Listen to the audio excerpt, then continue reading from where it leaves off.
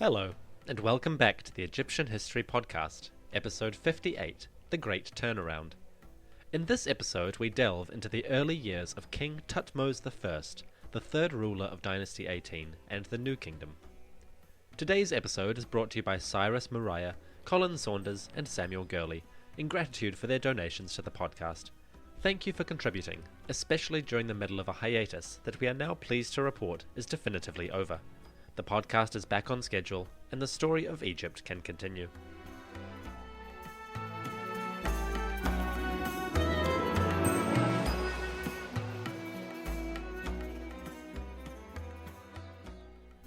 The year 1519 BCE was a big one for change. Amenhotep I, king of Upper and Lower Egypt and Lower Nubia, was dead. Behind him, he left a grieving widow and mother, an ailing grandmother, and one very fortunate brother-in-law. The late king had left no children behind him. If he had any, they all died before he did, leaving a vacancy in the succession. With no one of the male bloodline to inherit, the king had been forced to accept the only available solution. He turned to the husband of one of his sisters, a military commander named Thutmose, to take on the future kingship of Egypt. Thutmose had accepted, and for at least a year or two had been the faithful heir of Amenhotep, learning the art of rule from one who had practiced it some 20 years. Once the great king died, Thutmose stepped neatly into the vacancy, with nary a hint of opposition to his succession. Well, there was one hint, but we'll get to that later. Amenhotep's burial marked the end of the 17th dynasty male lineage, which we call the Tawasid lineage. Although he belongs historically to the New Kingdom and the 18th dynasty, Amenhotep was still the grandson of Seqenenre Tau, patriarch of the Tawasids, when they began their attempts to reclaim Egypt from the Hyksos. From Seqenenre Tau had come Ka-Mosa, then Ahmose, and finally Amenhotep. 50-odd years of Tawasid authority that had won the War of Liberation, restored Egyptian supremacy over Nubia and Sinai, and even made small inroads into Canaan. The kingdom had returned from the brink of destruction, and then prospered. But now the Tawasid male line was gone, and new blood was in charge. You have to wonder if any of the superstitious among Thebes' people wondered if maybe Amenhotep's failure to bear children, and the passing of authority to a new male line, meant that the gods had withdrawn their incredibly powerful support for the old royal family. Perhaps their line, and the good times they had overseen, were over. Well, not so fast, my friends. Thutmose may have been a newcomer to royal authority, but he was by no means a step backward. Furthermore, his claim to legitimacy was based on more than just loyal service. He was part of the extended family. Thutmose was married first of all to Amenhotep's cousin, a woman named Ahmes. She had already borne Thutmose a daughter named Hatshepsut, but the new king would need a male heir to continue the lineage. For that, he also married one of Amenhotep's sisters, a young woman named Mut-Neferet. She would bear him the son and heir he needed to put his legitimacy on firm footing. This son was named Thutmose II, and with his birth the new king could breathe easily. The succession was assured, and down the line Thutmose II could be wed to his half-sister to ensure the continuity of the royal household for a few more decades. But I'm getting ahead of myself here. Let's backtrack slightly. The year 1519 marked the end of Amenhotep I and the beginning of Thutmose I. Aside from the death of the king, the city of Thebes was in a relatively good mood. The Egyptian kingdom was stronger than it had ever been, and the people could take stock of their new position in the world. This was a position of complete independence from outsiders. No more foreign rule, and no more insecurity. The country was safe and powerful once more. But all of this power had come about because a few determined individuals helped shape the course of the people's efforts. For all the thousands of laborers, warriors, and scribes who made the victory of Thebes possible, there were a few people whose influence shone the most brightly, beacons guiding the direction of the populace's work. One of these beacons, these leaders, now reached the end of their accomplished life. I'm not talking about Amenhotep I. For all his contributions to Theban prosperity, he was mostly a beneficiary of the success of others before him. No, the true architect of Thebes' current situation, the great leader who chose this moment to leave the mortal coil, was Amenhotep's grandmother, the absolutely fabulous Queen Aa-hotep. Aa-hotep had lived a hard life. Married to her brother at an early age, she had borne King Seqenen-Re-Tau 2 sons, Ka-Mosa and Ahmose. The family had lived through difficult times, facing the might of the Hyksos with the limited power of their tiny Theban kingdom. Then Aa-hotep had suffered tragedy. Her brother/husband Seqenen-Re was slain, his body returned to her bashed, cut, and contorted in the agony of a brutal death. That can't have been easy to bear, but the queen rolled up her sleeves, so to speak. Egyptian dresses tended to be sleeveless, and turned her efforts to son number 1. Ka-Mosa took the reins of power and continued his father's war. Then, tragedy again. Ka-Mosa died just 5 years into his reign. The queen, now 30 or so, had to act as a full-fledged regent on behalf of her second son, Ahmose. What stress she must have endured in those days! She juggled the daily burdens of administration, the knowledge of her kingdom's vulnerability against foreign threats, and the fear that little Ahmose might himself fall victim to illness, violence, or simple bad luck. How she coped with this we'll never know, but cope she did. And at last her efforts were rewarded. Ahmose survived, thrived, and did what his brother and father could not. He triumphed. Aa-hotep knew the taste of victory, and she knew it belonged as much to her as it did to her son and his army. She had saved Thebes in its time of need, and guided the royal family back to country-wide ascendancy. In theory, Aa-hotep would then have enjoyed a more background role, as her son managed the affairs of the country for a few more decades. But he died just short of his 30th birthday, and the Queen Mother had to step up once again. At an age when she should have been taking things on her own terms, the matriarch was back at the helm, assisting her daughter Ahmose-Nefertari and her grandson Amenhotep I in their work of consolidating Theban power. It was now 20 years since Amenhotep took over, and in that time the triumvirate had achieved much. But just as Aa-hotep was moving into genuine retirement, her grandson passed away, leaving her daughter in grief for the second time. Aa-hotep could console her daughter Ahmose-Nefertari with the example of her own life. The fact that she had lost 2 children and her husband was an object lesson in the power of the human spirit to endure. That loss, no matter how terrible or sudden, can be survived, and used to strengthen one's determination, grit, and spirit. So as the sun rose over Thebes in the form of a new royal succession, with Aa-hotep's granddaughter married to the capable Thutmose, the Queen Mother could keep one thing in mind. It was her bloodline, the matrilineal line, which now gave Egypt its continuity.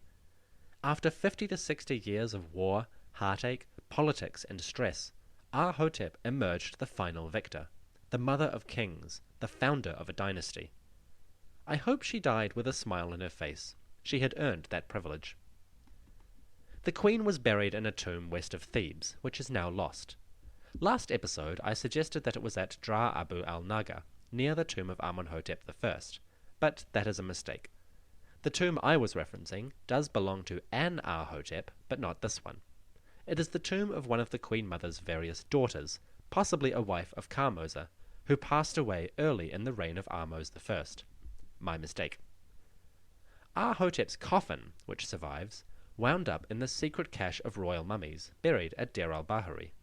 But her mummy was lost, and the coffin was reused for a priest. What ignominy for a matriarch of her caliber! What injustice! What ill fortune! That such a formidable and accomplished person should lose out at the last hurdle on the road to immortality is a genuine historical tragedy.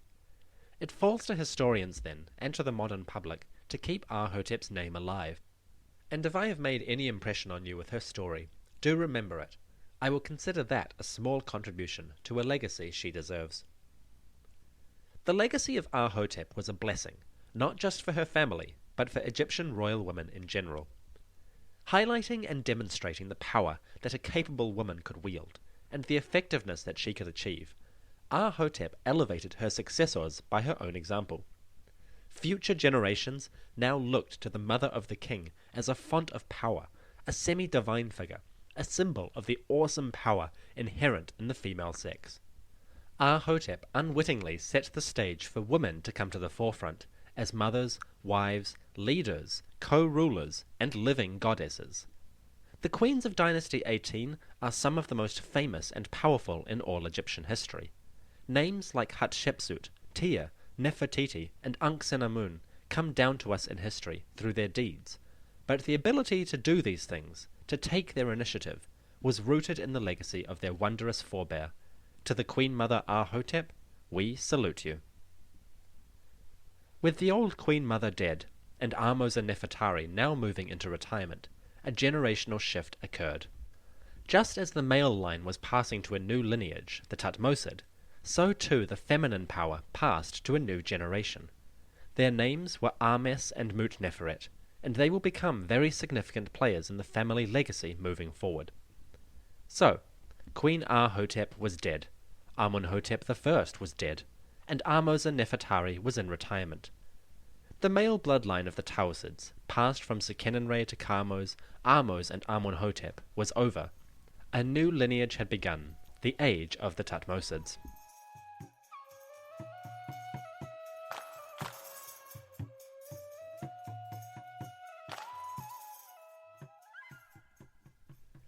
Thutmose I settled into his new power relatively easily.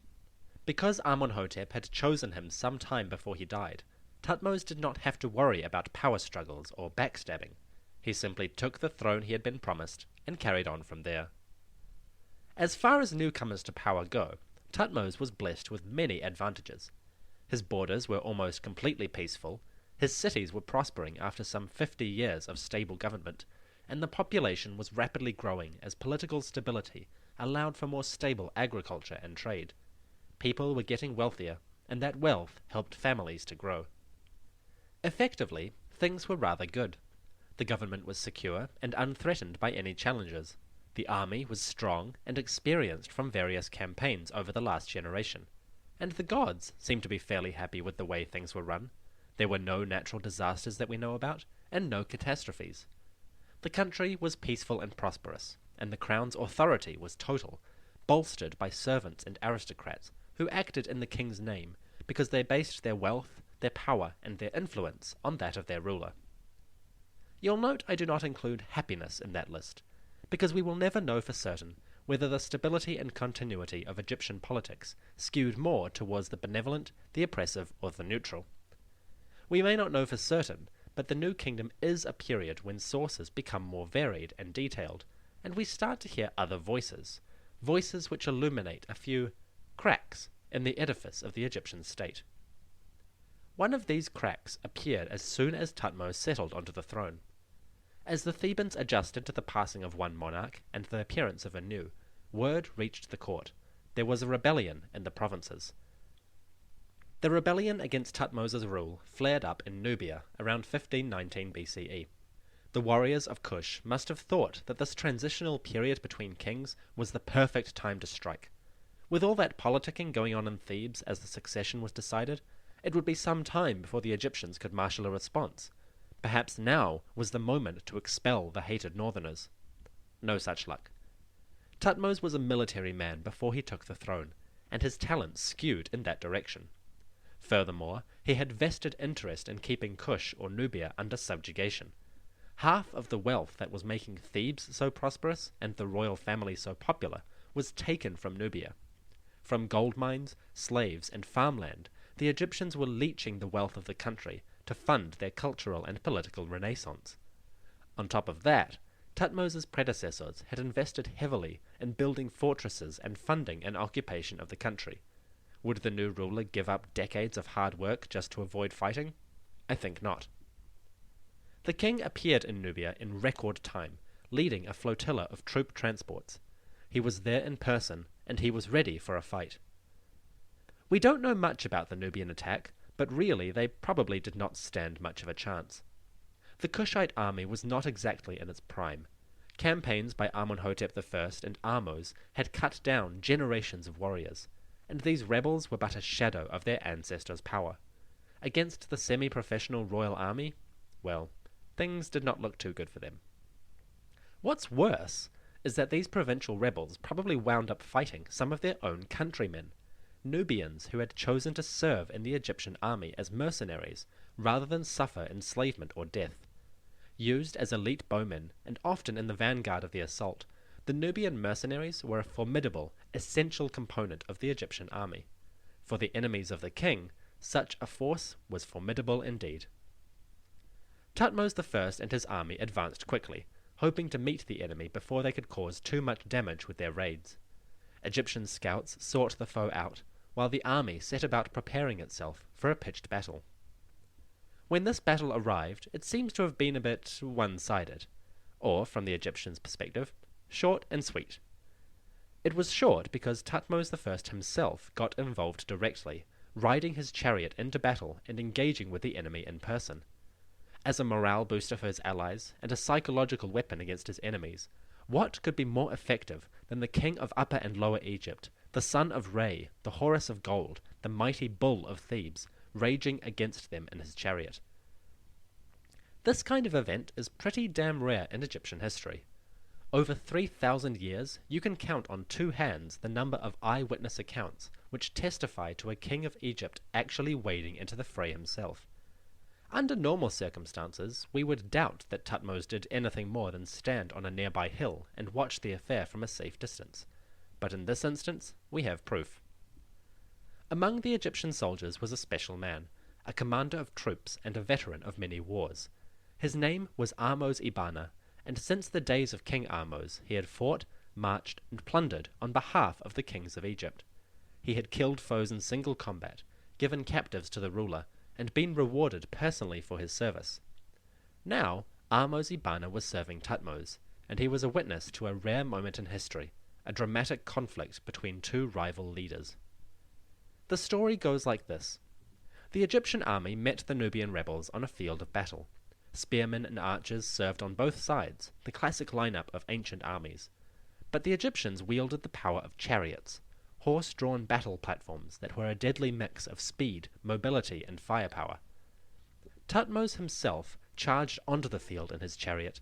The king wielded bow, arrow, and javelin, while a soldier next to him helped to steer the chariot and find him worthy opponents.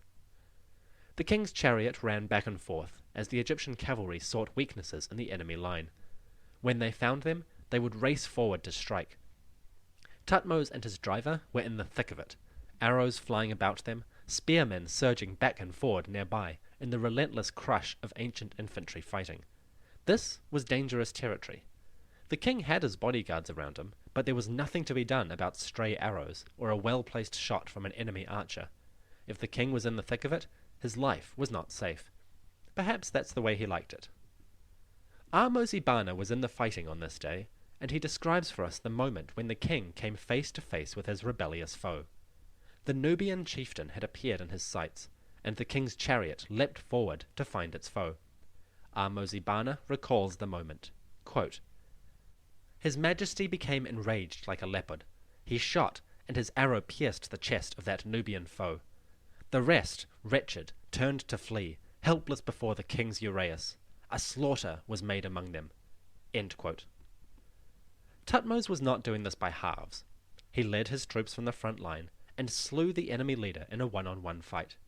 It was a magnificent shot, and the effect was immediate. Bereft of a leader, the Nubians began to withdraw. Soon, as word spread throughout their army, the retreat became a rout, and the Egyptians pounced on their fleeing foes. This was hardly good chivalrous fighting of the sort imagined by Homer and the medieval writers. It was ugly and to the point.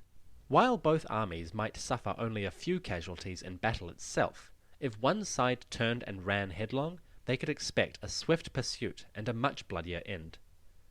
For Thutmose, this kind of one-sided battle was more than satisfactory. It was proof of the Egyptians' strength and their favor in the eyes of the gods. As the enemy commander fell, the Egyptians surged forward, and the Nubian resistance fell apart completely. In the work of one savage day, the rebellion was crushed.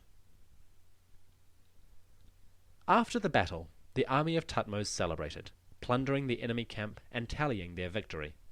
They took as slaves those who surrendered, slaughtered those who did not, and collected the severed left hands of the enemy dead, so that the scale of the victory could be accounted.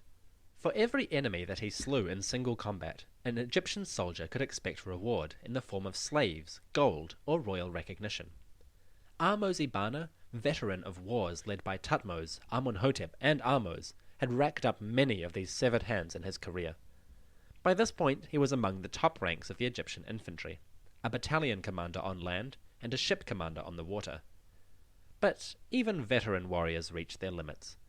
The Nubian campaign is the first campaign recorded by Ahmose-Ibana in which he did not kill a foe in single combat, or take a living prisoner. It seems that the old warrior was at last beginning to slow down. The army boarded their troop transports on the river Nile. The fighting was done for now, and they could return home in victory, already anticipating a warm reception from friends and loved ones. All but Thutmose. He was already looking to the future, to other campaigns in Nubia and elsewhere. Busy-minded, the king began his preparations. As the Egyptian flotilla rowed back down the Nile, the current taking them swiftly back to safer lands, Thutmose's flagship led the way. At its prow, the flagship bore a grisly trophy, the body of the enemy chieftain. Hanging upside down, arms dangling towards the water, the body of the Nubian leader was a fearsome trophy indeed. Perhaps the king's arrow still pierced its chest, a clear message to all not to challenge the power of Thutmose I, king of Egypt. As trophies and warnings go, you can't get more effective than that.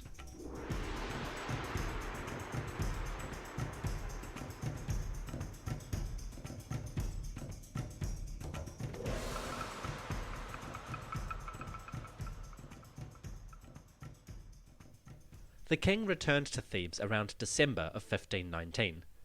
The floodwaters of the inundation were now receding, and the soldiers were sent back to their homes to begin planting the next year's crops.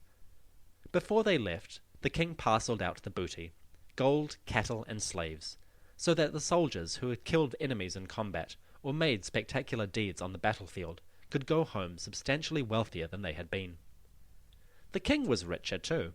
His victories had brought back plunder for the royal family, and most of it went into the royal treasury, the main financial storehouse of the crown and the extended family. The rest went elsewhere, some to the generals or loyal officials, and the rest to the coffers of the most important institution besides the treasury, the great temple of the god Amun, the temple of Karnak. Donations to the gods after success in war were a long-held custom, and Thutmose did not shirk his duties. He gave stolen Nubian wealth to the temple, and ordered that his architect should begin some new building projects at Karnak. We'll talk about those another time. Suffice to say, Thutmose I ended the first year of his reign on a positive note. There had been a successful campaign, the king had proved his valor in battle, and the army and priests were satisfied with handsome profit. Everything was coming up Thutmose. The king must have been eager to continue his successes, for no sooner had January of 1518 arrived than he began planning a new campaign. Either he had the fire in his blood, or he just couldn't be happy sitting around at home, because this would be the second campaign in 2 years, and the second of 4 over just 10 years of rule. Perhaps he was a man with itchy feet, for as soon as the planting was completed and the crops were growing, he called the soldiers up again. His flagship set out from Thebes and began to collect the battalions together as the king made his way out of the capital. Not to the south, though. Nubia was pacified and humbled. This time the king's target was somewhere more mysterious, somewhere less commonly explored.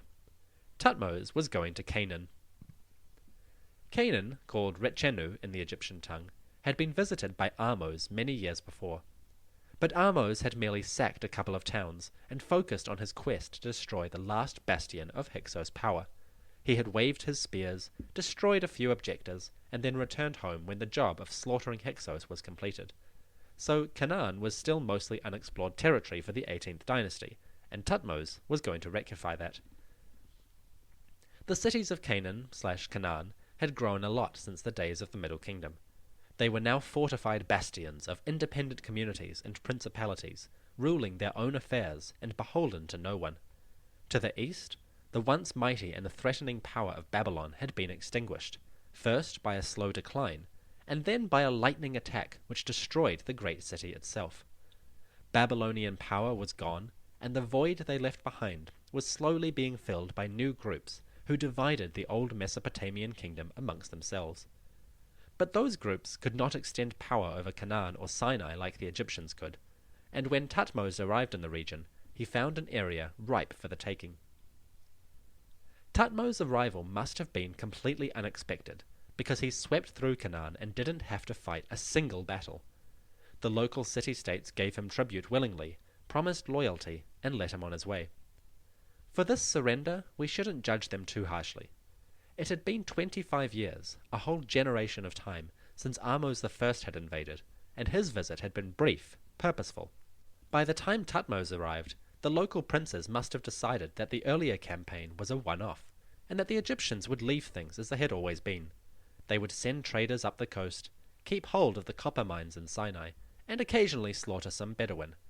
I doubt many in Canaan expected that they would appear, suddenly, armed to the teeth and ready for a fight.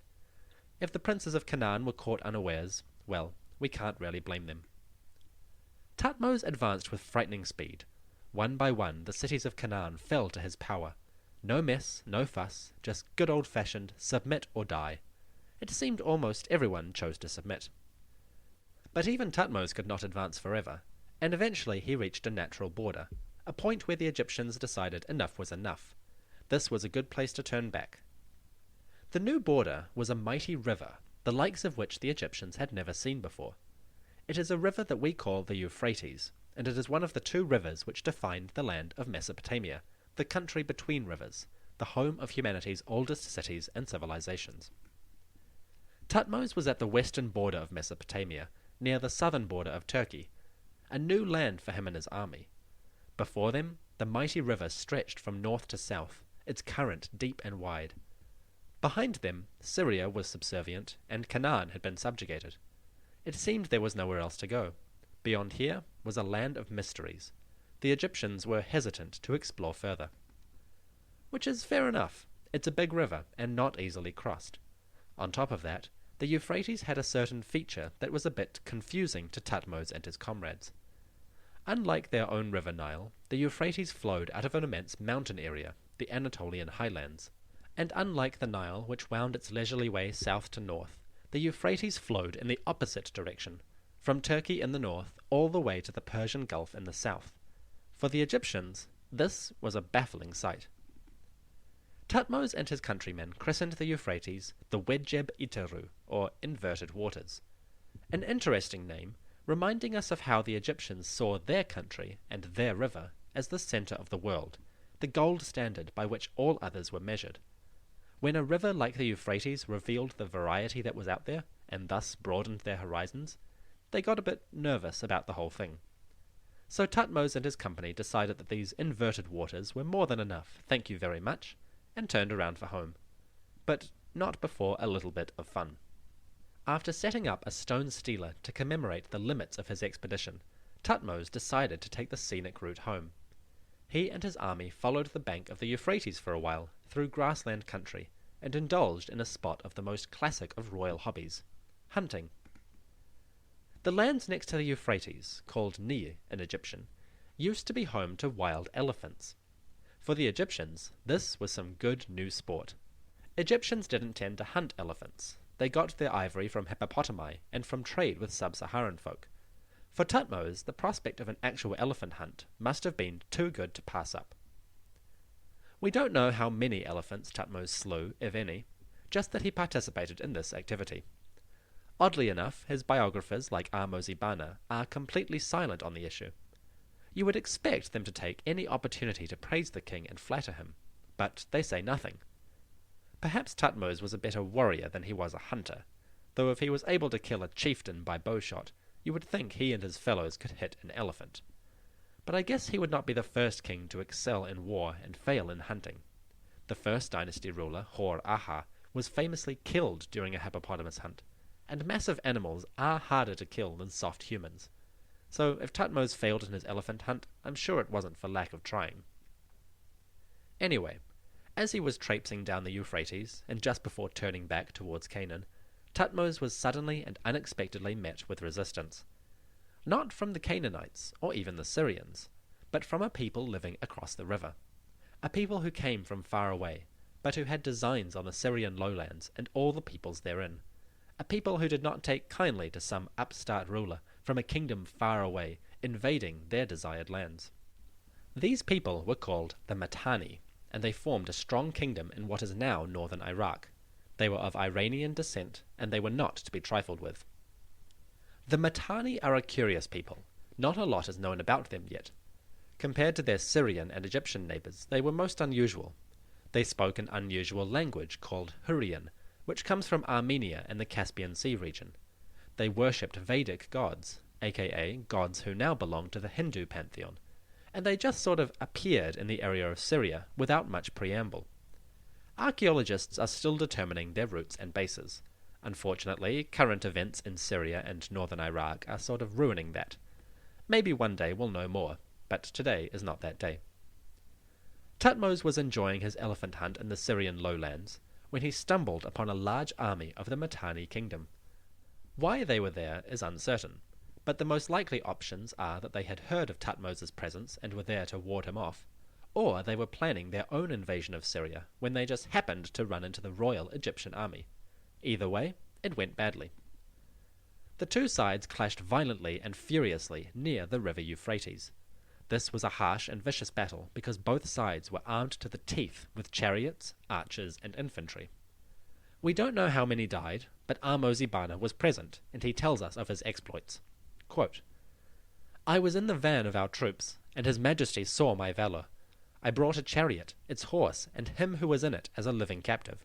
When they were presented to His Majesty, I was rewarded with gold." End quote. Perhaps my reports of Ahmose-Bana slowing down were exaggerated. It seems that he did pretty well in this battle, disarming an enemy charioteer. No easy feat, and in the middle of pitched battle at that. The Egyptian took his captive back to the king's lines, and did so without losing the prisoner, the chariot, or the horses. Very impressive, marking him out as a victor. The king claimed a victory against the Mitanni, but really it was more of a draw. Both sides withdrew from the river in good order, heading back to their territories to take stock of the situation and lick their wounds. For the Egyptians, this battle had probably been something of a shock. The Mitanni were absolute newcomers to the world stage, and now they were already armed heavily and preparing to invade Syrian lands. Thutmose would have to reevaluate. Any dreams of carving out a Syrian empire to go along with his Nubian possessions would have to wait. The Egyptians needed a bit more time. The king and his army began their trek back down through Canaan, heading for home. Their journey was uneventful, and they arrived back in the land of the Nile around the middle of 1518, just in time for harvest.